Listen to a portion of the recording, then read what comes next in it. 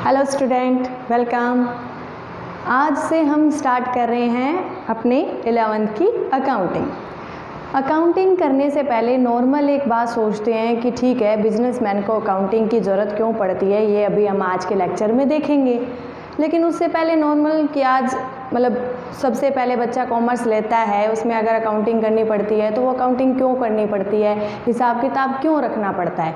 Normal अपने घर की बात से सोचेंगे कि मान लो हमारे फादर 20,000 या 30,000 पर मंथ सैलरी लेके आते हैं। अब अपने को ये है कि अपने पूरे महीने का खर्चा देखना है कि कितना लगता है, फादर की इनकम इसमें सफिशिएंट है या नहीं है। तो हम नॉर्मल से सोचते हैं कि ठीक है 30,000 लेके आए, फिर हम सारे खर्चों को महीने भर के लिखते हैं कि हाँ इसमें ये खर्चा हो गया, इसमें ये खर्चा हो गया, इसमें ये खर्चा हो गया, तो टोटल खर्चे मिला करके 20,000 हो गए मान लो। और 5,000 या 2,000 कहीं से मान लो इंटरेस्ट की इनकम भी आई है, तो वो भी हम रिकॉर्ड करेंगे। तो लिखा कि हाँ 30,000 वैसे थी, मंथली सैलरी थी पापा की, और 2,000 इंटरेस्ट आ गया, यानी कि टोटल 32,000 रुपीज़ आए।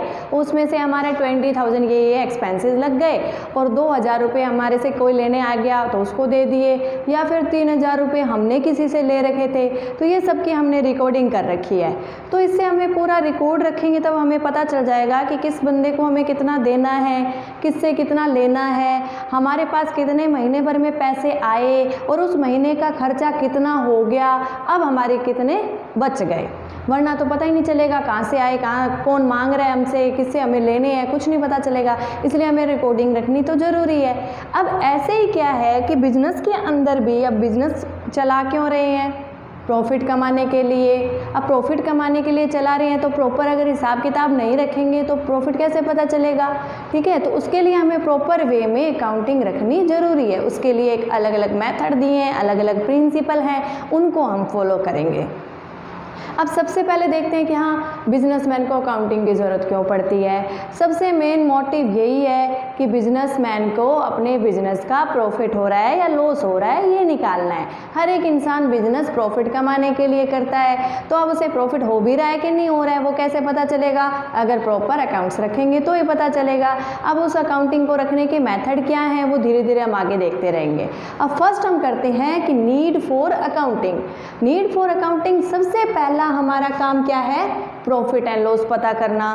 प्रॉफिट एंड लॉस में प्रॉफिट कैसे आता है, लॉस कैसे आता है। नॉर्मल सी बात है फ्रेंड्स कि 20,000 हमारे पास आए, इनकम आई, उसमें से अगर 15,000 हमारे एक्सपेंसेस हो गए तो 5,000 क्या हो गया, हमारा प्रॉफिट हो गया। यानी कि अगर एक्सपेंसेस इनकम से कम होते हैं तो हमें प्रॉफिट होता है। ये इससे उल्टा कि अगर 20,000 हमारी इनकम हुई और हमारे एक्सपेंसेस 22,000 हो गए तो हमें 2,000 क्या आएगा, लॉस आएगा। यानी कि जब एक्सपेंसेस इनकम को एक्सीड कर जाते हैं तो लॉस आता है, और अगर इनकम ज़्यादा होती है और एक्सपेंसेस कम होते हैं तो क्या होता है, प्रॉफिट आता है। तो ये हमने फर्स्ट मोटिव हमारा यही है। ज़रूरत क्या है, अकाउंटिंग की ज़रूरत क्यों पड़ती है, क्योंकि प्रॉफिट एंड लॉस का पता करना है। सेकंड हमारा है कैपिटल।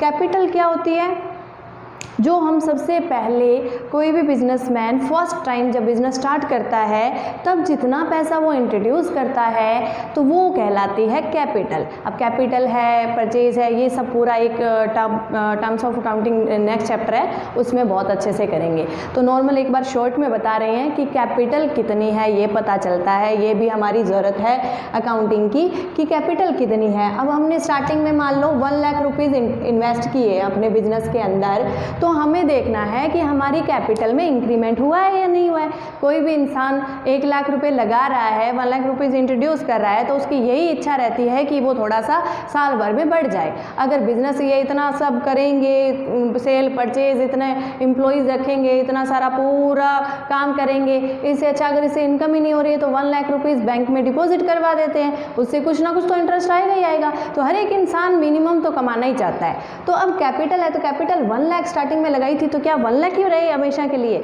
नहीं, इसको भी हमें बढ़ाना है, इंक्रीमेंट लेके आनी है। तो हमें देखनी है, ये भी अकाउंटिंग की ज़रूरत है कि कैपिटल में हमारे क्या चेंज आया है, इंक्रीमेंट हो रहा है या नहीं हो रहा है। फिर थर्ड है हमारी एसेट्स। एसेट्स होती है संपत्ति। संपत्ति मतलब कि जो हमारे बिजनेस के अंदर बिल्डिंग है, लैंड है, फर्नीचर है, प्लांट एंड मशीनरी है, कोई मशीन लगी हुई है। प्लांट होता है कि जो ऐसी मशीन जो प्रोडक्शन में काम आए, जो कि फिक्स हो, उसे प्लांट कहते हैं। यानी कि वो जब लगा, मशीन नॉर्मल होगी कि जैसे लेके आई एज इट इज़ उसमें लगा दी बिल्डिंग के अंदर, तो उससे प्रोडक्शन स्टार्ट हो गया। प्लांट वो होता है जो एक टुकड़ों में लेके आया जाता है और वो फैक्ट्री में आके उसको इंस्टॉल किया जाता है, यानी कि असेंबल किया जाता है, उसके बाद में प्रोडक्शन स्टार्ट होता है। जैसे राइस मिल वगैरह होती है, पेपर मिल होती है, तो जो इतनी बड़ी बड़ी मशीन लगी होती है उनको प्लांट बोलते हैं, क्योंकि वो टुकड़ों में ला करके वहाँ ले जा करके असेंबल की जाती है। तो वो हो गया प्लांट। और नॉर्मल जो जैसे कंप्यूटर है वो भी एक मशीन है, और छोटी मोटी और भी कोई मशीन है तो वो सीधी एज इट इज़ लेके आए और उसको बस स्विच लगाया और प्रोडक्शन स्टार्ट, तो वो छोटी मशीन होती है, प्लांट एंड मशीनरी होगी। तो एसेट्स क्या है? कैश है वो भी हमारी एसेट है, बैंक है वो भी हमारा एसेट है, और एक होते हैं डेटर। डेटर मतलब देनदार। देनदार कौन होते हैं? जिनको हमने उधार माल बेचा होता है वो हमारे देनदार होते हैं, तो वो भी हमारी एसेट होती है, क्योंकि उनसे हमें पैसा लेना है। बैंक में हमारी डिपॉजिट है तो पैसा मतलब एसेट हो गई, या किसी को हमने उधार दे रखा है यानी कि लोन दे रखा है, वो भी हमारी एसेट हो गई। तो ये इस टाइप की एसेट्स होती है। तो मतलब हमारी अकाउंटिंग का मेन नीड क्या हो गई कि हमें एसेट्स कितनी है हमारी ये भी देखना है, एसेट्स में एसेट्स बड़ी है या कम हुई है ये देखना है। नेक्स्ट है लाइबिलिटी। लाइबिलिटी क्या होती है? जो हमें किसी को पे करना है। अब हो सकता है हमने किसी से लोन लिया हो तो वो हमारा कितना है, या फिर हमारे क्रेडिटर्स हों। क्रेडिटर्स क्या होते हैं? जिनसे हमने उधार माल खरीदा है, यानी कि अब उनको हमें पे करना पड़ेगा। अभी उधार माल खरीद रखा है तो यानी कि हमारी लाइबिलिटी है, उसको पेमेंट करनी है, तो वो हमारी हो गई लाइबिलिटी। तो ये भी हमें देखना है। नेक्स्ट है परचेजेस। परचेजेस वर्ड यूज़ करते हैं जब हम कोई गुड्स परचेज करते हैं। गुड्स क्या होता है? सिंपल बोलेंगे माल, यानी कि जो बिजनेसमैन जिस प्रोडक्ट का बिजनेस करता है वो उसके लिए गुड्स होता है। अब जैसे फर्नीचर का व्यापारी है तो वो अगर फर्नीचर का बिजनेस कर रहा है, फर्नीचर ही खरीदेगा, फर्नीचर ही बेचेगा, तो फर्नीचर उसके लिए एक अलग से एसेट नहीं बोलेंगे, उसके लिए क्या है? नॉर्मल माल है। तो वो हम कहते हैं कि चलो हमें फर्नीचर दिखाओ, तो वो कहता है हाँ मेरा सारा माल गोडाउन में पड़ा है, तो वो यही वर्ड यूज़ करता है। वो ऐसे नहीं कहता कि हाँ मेरा फर्नीचर सारा पड़ा है। अब यही अगर कोई ज्वेलरी का बिजनेस करता है, उसके अगर फर्नीचर पड़ा है तो उसके लिए वो एक अलग से संपत्ति है, एसेट है। अब संपत्ति तो माल भी है, लेकिन नॉर्मल ऐसे एसेट वर्ड यूज़ नहीं करेंगे, उसके लिए परचेजेस सेल वर्ड यूज़ करेंगे। वो भी आगे देखेंगे हम वीडियो में कि जिस प्रोडक्ट का बिजनेस है उसको स्टॉक बोलना है, जो बचा हुआ पड़ा है, खरीदा है उसको परचेज बोलना है, और बेचा है उसको सेल बोलना है। बाकी उसके लिए अदर सब चीज़ें क्या होगी? एसेट्स होगी। जैसे फर्नीचर है उसके लिए एसेट होगी, गोल्ड है तो उसके लिए एसेट होगी। अब अगर ज्वेलरी का बिजनेस करता है तो उसके लिए फर्नीचर एसेट होगी, जो गोल्ड है उसके लिए वो माल होगा, यानी कि स्टॉक होगा, गुड्स होगा। परचेजेस सेल वर्ड यूज़ करेंगे उसके लिए। ये परचेजेस पता करनी है, ऐसे कैसे सेल्स पता करनी है। और लास्ट है इनकम टैक्स एंड जीएसटी। अब ये भी अकाउंटिंग की नीड है, यानी कि प्रॉपर अकाउंट्स रखेंगे फिर हमें पता चलेगा कि हमें प्रॉफिट हो रहा है या लॉस हो रहा है। फिर हमें पता चलेगा कि प्रॉफिट हुआ है तो हमें कितना इनकम टैक्स पे करना है। GST goods and service tax. अब ये है कि हमने माल बेचा है, खरीदा है, तो हमें जीएसटी पे करना है, तो उसका भी प्रॉपर हिसाब किताब हो रहा है कि हम कितना जीएसटी पे करके आए हैं, हमने कितना रिसीव किया है सेल पे, तो हमें भी फिर आगे गवर्नमेंट को डिपॉजिट कराना पड़ता है। तो इससे हमें ये नीड फॉर अकाउंटिंग हो गई, इससे हमें इनकम टैक्स और जीएसटी का भी पता चलेगा। अब ये है सारी ज़रूरतें कि हमें प्रॉफिट एंड लॉस निकालना होता है, हमें कैपिटल देखनी होती है, हमें एसेट्स देखनी होती है, हमें लाइबिलिटी देखनी होती है, हमें परचेजेस देखनी होती है, सेल देखना होता है, और इनकम टैक्स एंड जीएसटी देखना होता है। तो ये हमारी अकाउंटिंग की नीड है। अगर मान लो ये तो था कि नॉर्मल ट्रेडिंग बिजनेस है, ट्रेडिंग मतलब एज इट इज़ बना बनाया माल लेके आते हैं और उसको आगे सेल करते हैं, तब तो ये सब हो गया। अगर हम कर रहे हैं प्रोडक्शन कर रहे हैं तो फिर हमारा क्या काम होगा? अगर हम प्रोडक्शन कर रहे हैं तब हम क्या करेंगे? हम खरीदेंगे रॉ मटेरियल। रॉ मटेरियल क्या होता है? कच्चा माल। फिर बाद में हम क्या करेंगे? कुछ ना कुछ प्रोसेस होगी। फिर क्या होगा? प्रोसेस के बाद में हमारा फिनिश्ड गुड्स तैयार होगा। ठीक है, तो अब इस यहाँ से लेके यहाँ तक पहुँचने में हमें क्या निकालनी पड़ेगी, प्रॉपर हमारा जो ये फिनिश्ड गुड्स बना है इसकी कॉस्ट क्या आई है, यानी कि उसे बोलते हैं कॉस्ट ऑफ प्रोडक्शन। तो ये भी हमारी अकाउंटिंग की ज़रूरत हो गई कि हम अगर कोई प्रोडक्शन कर रहे हैं तो हम रॉ मटेरियल से फिनिश गुड्स तक पहुंचेंगे, तो उसके लिए हमें क्या करना पड़ेगा, पूरा एक प्रॉपर अकाउंटिंग रखे कॉस्ट ऑफ प्रोडक्शन पता करनी पड़ेगी। एग्जांपल लेते हैं ये मार्कर का, तो हम तो रॉ मटेरियल लेके आए, यानी कि इसके पार्ट्स वगैरह कुछ लेके आए, कुछ हमारे यहाँ बनाया, फिर हमने ये पूरा तैयार किया मार्कर। तो हमने ये रॉ मटेरियल लेके आए मान लो 7 रुपीज़ में, फिर हमने अलग से प्रोसेस करी तो उसमें अदर एक्सपेंसेस लगते रहे, वेजिस लगी 2 रुपीज़, अदर मटेरियल लगा 1 रुपीज़, और सैलरी वगैरह एम्प्लॉयज़ की ऑफिस एक्सपेंसेस वगैरह सब सारे जोड़ के 3 रुपीज़ और लग गए। तो यानी कि हमारी टोटल कॉस्ट ऑफ प्रोडक्शन क्या आ गई, 13 रुपीज़ कॉस्ट ऑफ प्रोडक्शन आ गई। ये पता किया हमने अकाउंटिंग के थ्रू, और फिर हमने देखा कि अब इसका सेलिंग प्राइस क्या रखें, तो अब हमने कुछ ना कुछ तो हम प्रॉफिट जोड़ेंगे इसके अंदर। तो 13 रुपीज़ आई, तो 13 रुपीज़ में मान लो 2 रुपीज़ हमने प्रॉफिट जोड़ा, तो हमारी सेलिंग प्राइस क्या आ गया, 15 रुपीज़ आ गया। तो सेलिंग प्राइस डिसाइड करने के लिए भी हमें अकाउंटिंग की ज़रूरत पड़ गई। ठीक है फ्रेंड्स, अब सिंपल देख लिया कि अकाउंटिंग की ज़रूरत है क्यों पड़ी, नॉर्मल हो गया, प्रॉफिट एंड लॉस देखना है हमें, वो इसके लिए ज़रूरत पड़ती है, कैपिटल के लिए, एसेट्स के लिए, लाइबिलिटी के लिए, परचेजेस के लिए, सेल के लिए, इनकम टैक्स और जीएसटी के लिए। अब दूसरा है कि प्रोडक्शन अगर करते हैं तो हमें कॉस्ट ऑफ प्रोडक्शन कैसे निकालें, तो वो भी तो अकाउंटिंग के थ्रू ही तो निकलेगी। रॉ मटेरियल से फिनिश गुड्स तक बना है माल, तो फिर कॉस्ट ऑफ प्रोडक्शन हो गई, यानी कि प्रोडक्शन की कॉस्ट कितनी पड़ी, फिर उस बेस पे हम प्रॉफिट ऐड करके सेलिंग प्राइस डिसाइड करते हैं। फिर नॉर्मल से एक डेफिनेशन आती है जिसके अंदर क्या है, पूरी अकाउंटिंग की प्रोसेस है, जो कि डेफिनेशन मेन जो चलती है, वैसे तो अलग अलग राइटर्स ने भी दी है, बट सबसे अच्छी डेफिनेशन यही है जिसके अंदर पूरी अकाउंटिंग की प्रोसेस आ जाती है। American institute of certified public accountants की डेफिनेशन है कि अकाउंटिंग जो है, accounting is the art of recording, classifying and summarizing in a significant manner and in terms of money, transactions and events which are in part at least of a financial character and interpreting the result thereof। अब इसका आप समझाते हैं कि accounting क्या है, एक art है रिकॉर्डिंग, क्लासिफाइंग एंड समराइजिंग की एक सिग्निफिकेंट मैनर पे, यानी कि एक प्रॉपर परफॉर्मा होता है। फिर सबसे पहले हम ट्रांजैक्शन को रिकॉर्ड करते हैं, रिकॉर्डिंग के बाद में क्लासिफिकेशन करते हैं। क्लासिफिकेशन में क्या होता है कि एक जैसी ट्रांजैक्शंस को एक जगह पे कर दिया जाता है। फिर उसके बाद में समराइजिंग किया जाता है। समराइजिंग में क्या होता है, उसका रिजल्ट निकाला जाता है। मान लो टोटल परचेज वाली एक जगह लिख ली, सेल वाली एक जगह लिख ली, राम से गुड्स परचेज किया वो एक जगह लिख लिया, राम को पेमेंट की वो राम के अकाउंट में लिख दी। ऐसे अलग अलग हमने सबको अलग अलग करके उसको कर दिया, क्लासिफिकेशन कर दिया, फिर उससे रिजल्ट निकाला, समराइजिंग की, यानी कि उनका बैलेंस निकाला कि राम से 20,000 का गुड्स खरीदा था, 10,000 हमने उसको पेमेंट कर दी, अब 10,000 रिमेनिंग है। तो ये क्या काम होता है, समराइजिंग का। तो ये समराइजिंग करी। अभी अकाउंटिंग साइकिल देखेंगे तो जिसमें आएगा कि रिकॉर्डिंग किस में करनी है, क्लासिफाइंग में क्या होता है। Accounting is the art of recording, classifying and summarizing in a significant manner and in terms of money। यानी कि जो भी ट्रांजैक्शन हमें करनी है रिकॉर्ड, उसको क्या है, मनी में कन्वर्ट करके ही करना है। यानी कि हमें नहीं लिखना कि हाँ कि 50,000 चेयर खरीदी, 50,000 चेयर्स खरीदी, 10,000 टेबल खरीदे या ज्वेलरी खरीदी या 1 kg गोल्ड खरीदा, ये नहीं लिखना। हमें लिखना है कि 1 kg गोल्ड आया कितने का, हमारा गुड्स कितने में आया है। तो हमें जो ट्रांजैक्शन रिकॉर्ड करनी है वो सिर्फ मनी में करनी है।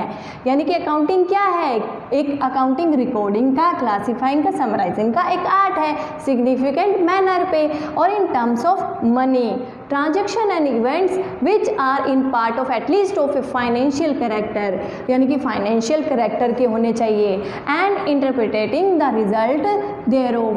अब इसके बाद में क्या करते हैं, सारा काम हो गया, हिसाब किताब कर लिया हमने, सब प्रॉफिट एंड लॉस निकाल लिया।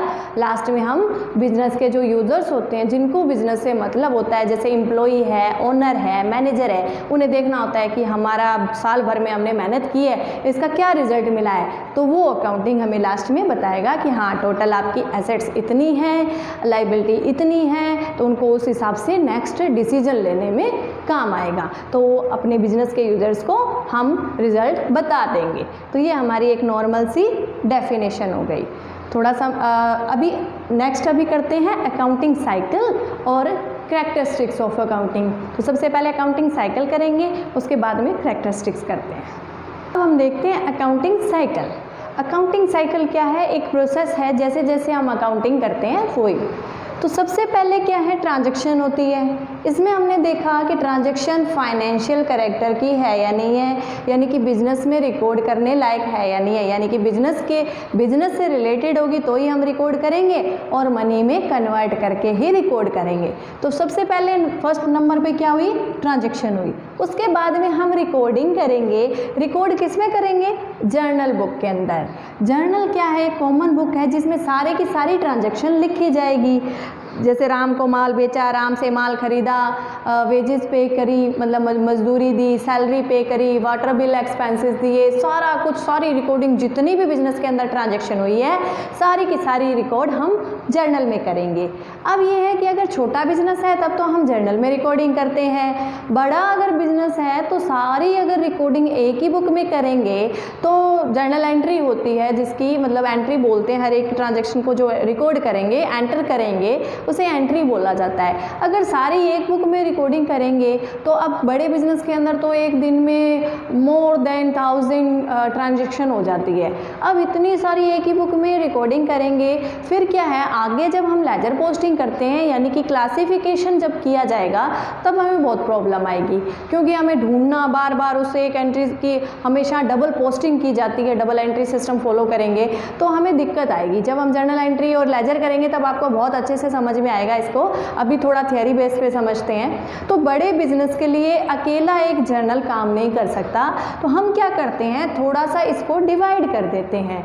जर्नल बुक को डिवाइड करके सब्सिडरी बुक्स में, यानी कि जर्नल को डिवाइड करके बोलते हैं कि सब्सिडरी बुक्स में रिकॉर्ड करेंगे, या तो जर्नल में रिकॉर्ड कर लें, छोटा बिजनेस है तो अगर ट्रांजैक्शन, नंबर ऑफ ट्रांजैक्शन ज़्यादा है तो हम क्या करेंगे, सब्सिडरी बुक्स में रिकॉर्ड करेंगे। सब्सिडरी बुक्स में कौन कौन सी बुक आती है, number 1 cash book. Cash book में कौन सी रिकॉर्डिंग करेंगे, इसके अंदर तो ये हमने नहीं देखा, बस देखा कि फाइनेंशियल कैरेक्टर का है, मनी में कन्वर्ट करना है, बिजनेस से रिलेटेड है, तो सारी की सारी रिकॉर्डिंग इसमें हो गई। अब हमें थोड़ा सा देखना पड़ेगा कि इनका नेचर जिस हिसाब से इनको बुक्स को बनाया है, सिर्फ वही एंट्रीज इसमें रिकॉर्ड होगी, यानी कि कैश बुक में क्या होगा, जो कैश ट्रांजैक्शन है ना वो ही ऐड होगी इसके अंदर।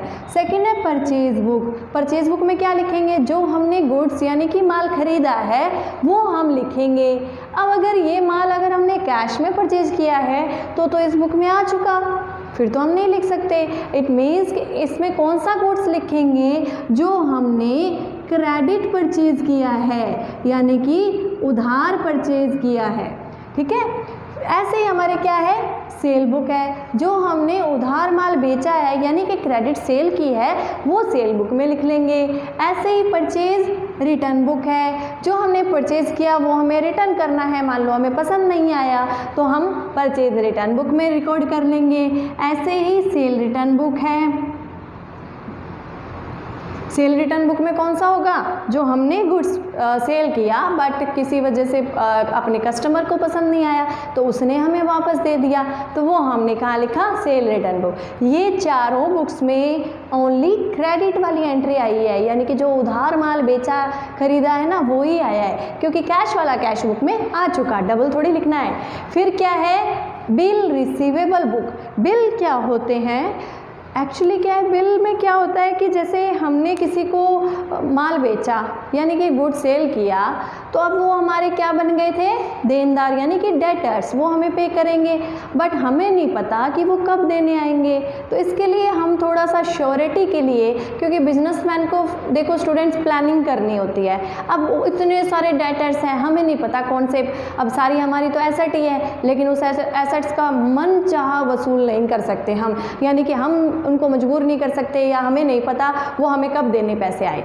अब ऐसे हमारे क्रेडिटर्स भी हैं, उनको भी हमें पेमेंट करना है, तो हो सकता है और भी हमारी कुछ प्लानिंग हो, उसके लिए हमें पैसों की ज़रूरत हो, तब हम क्या करते हैं, थोड़ा सा प्रॉमिस करवा लेते हैं, यानी कि एक बिल लिखवा लेते हैं। प्रॉमिस टाइप होता है कि यानी कि मैंने सिग्नेचर कर दिया, यानी बिजनेसमैन ने सिग्नेचर कर दिया, और उसके डेटर है तो उन्होंने भी सिग्नेचर करके दे दिया। उन्होंने ये प्रॉमिस कर दिया कि मैं 30 डेज़ में पैसे दे दूंगा, तो मतलब हमें ये श्योरिटी होगी कि बहुत सारे बिल हमारे 30 डेज़ के हो गए, तो हमें पता है कि 30 डेज़ के बाद में इस डेट को इतना पैसा आना है, उसके बेस पे हम अपनी प्लानिंग कर सकते हैं। वरना क्या है, कोई कुछ आज आ गया, कुछ कल आ जाएगा, 5000 कल आ गए, 10,000 कल आ गए, 10 डेज़ बाद में 1 लाख आ गए, फिर 50,000 आ गए, तो उस बेस पे हम थोड़े से अच्छे से प्लानिंग नहीं कर पाते। तो इसके लिए क्या है कि बिल लिखवाते हैं। तो ऐसे bill receivable book, bill receivable, bill BR क्या होते हैं, शॉर्ट में बोलते हैं बीआर, और बिल पेएबल को बोलते हैं बीपी।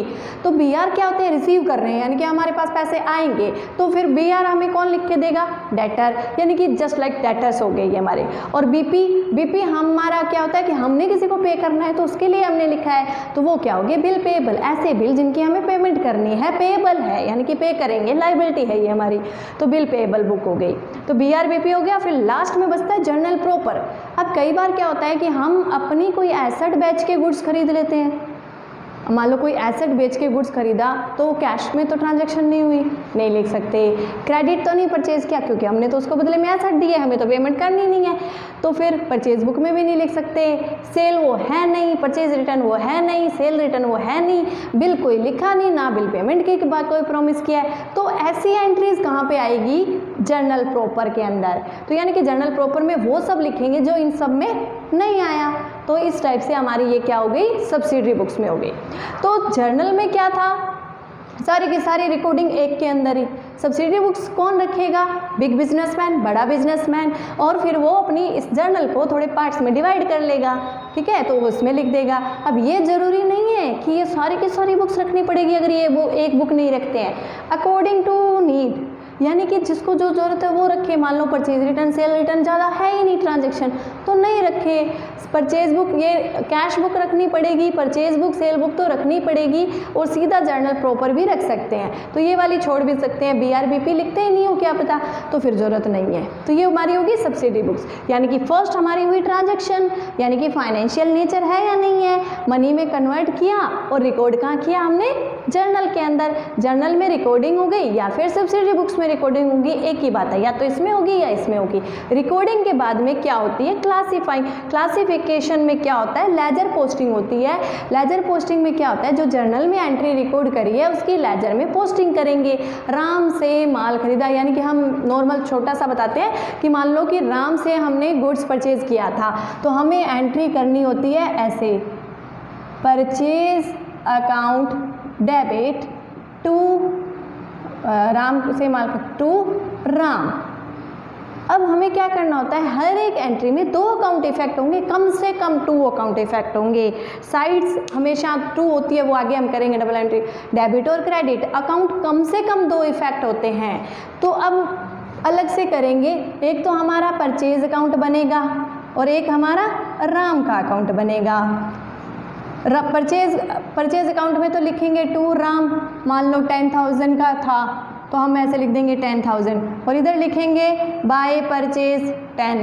फिर मान लो कि राम से माल खरीदा था हमने, यानी कि राम क्रेडिटर बन गया था, तो अब हमें इसे वापस करने हैं, तो हम पैसे अगर वापस दिए तो हम लिख देंगे यहाँ पे टू कैश 5,000 दे दिया मान लो, तो फिर कितना बैलेंस बच रहा है 5,000। तो ऐसे एक नेचर की एंट्री एक जगह पे पोस्ट करना, वो क्या कहलाता है, क्लासीफाइंग यानी कि क्लासिफिकेशन कहलाता है, यानी कि परचेज की सारी रिकॉर्डिंग यहाँ पे कर देंगे, चाहे वो राम से खरीदा हो, चाहे श्याम से खरीदा हो, चाहे मोहन से, सोहन से, कैश में कैसे भी खरीदा हो, सारी की सारी परचेज की एंट्री परचेज अकाउंट में आ जाएगी। ऐसे ही सारी की सारी राम से रिलेटेड एंट्री है वो राम में आ जाएगी, श्याम का अलग, मोहन का अलग, इलेक्ट्रिसिटी बिल का अलग, वेजेस का अलग, सैलरी का अलग, ये सारे अलग अलग अकाउंट ओपन होंगे। तो ये हो गया क्लासिफिकेशन।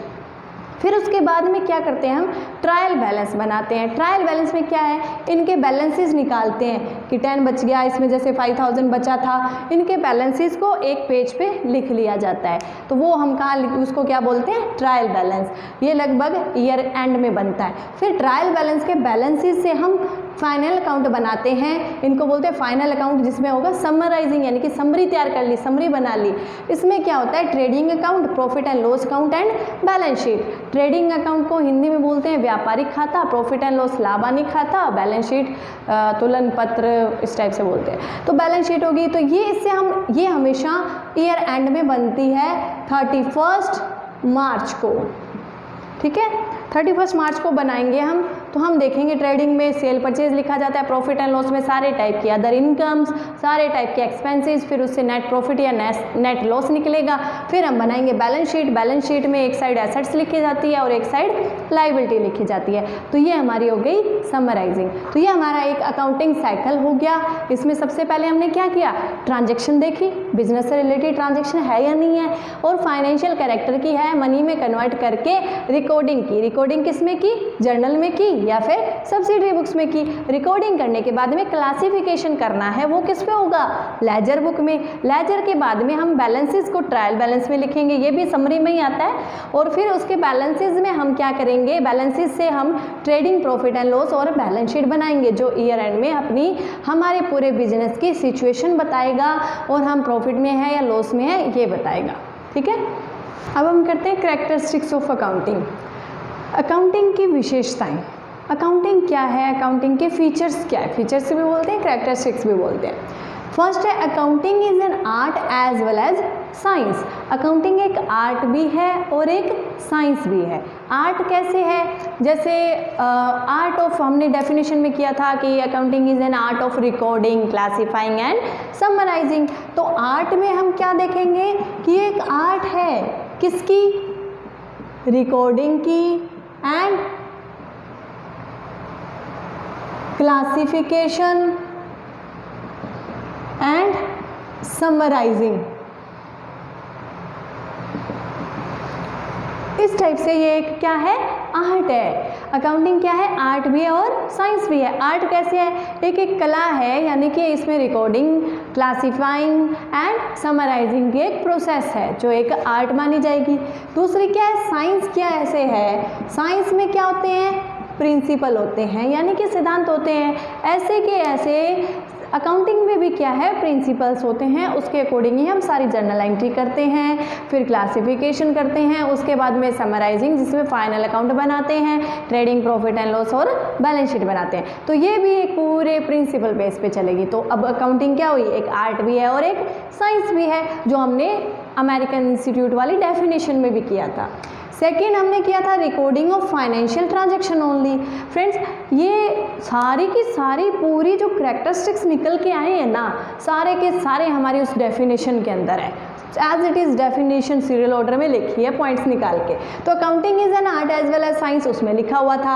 आर्ट है कैसे, रिकॉर्डिंग, क्लासिफिकेशन और समराइजिंग की तरह। Recording of financial transaction only, यानी कि हम सिर्फ फाइनेंशियल ट्रांजैक्शन को रिकॉर्ड करेंगे, यानी कि जो फाइनेंशियल नहीं है उनको रिकॉर्ड नहीं करेंगे।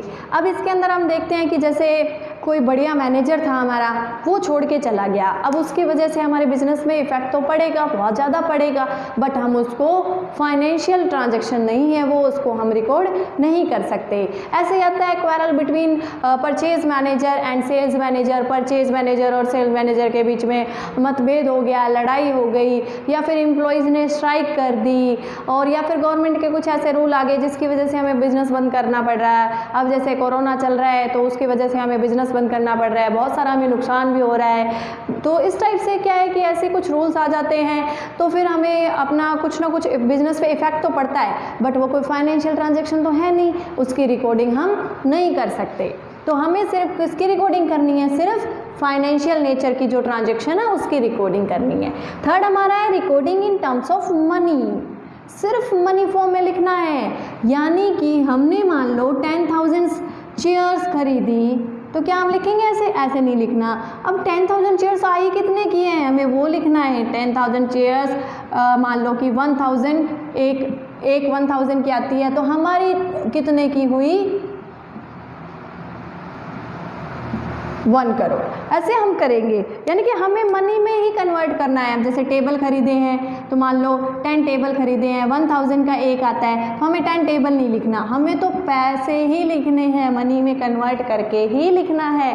यानी कि हमें क्या करना है भाई, 10,000 के हमने टेबल खरीदे हैं, तो इस हिसाब से ही हमें रिकॉर्डिंग करनी पड़ेगी, यानी कि मनी फॉर्म में ही करनी है। फोर्थ है हमारा है क्लासिफाइंग वही जो मैंने अभी बताया था, लेजर पोस्टिंग के थ्रू, यानी कि एक जैसी नेचर की ट्रांजैक्शंस को निकाल करके एक जगह पे रिकॉर्ड करना। सबसे पहले तो हम जर्नल में रिकॉर्ड कर लेते हैं या फिर सब्सिडरी बुक्स में रिकॉर्ड कर लेते हैं, उसके बाद में क्लासिफिकेशन होता है जिसमें हम एक टाइप की नेचर की हम एक जगह पे रिकॉर्ड करते हैं। क्लासिफिकेशन में क्या होगा, लेजर पोस्टिंग, वो हम पूरा चैप्टर है हमारा उसमें कर लेंगे।